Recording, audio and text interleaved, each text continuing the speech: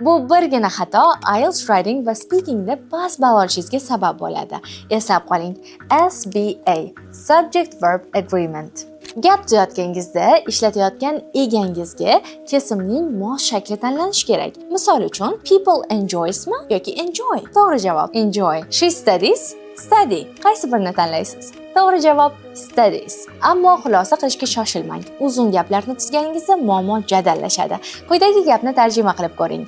Ta'lim zamonaviy jamiyatlarda muhim rol o'ynaydi. To'g'ri javob education plays a vital role in modern societies. Yoki texnologik taraqqiyotlar insonlarning kundalik hayotiga ta'sir qiladi desakchi. O'ylab oldingizmi?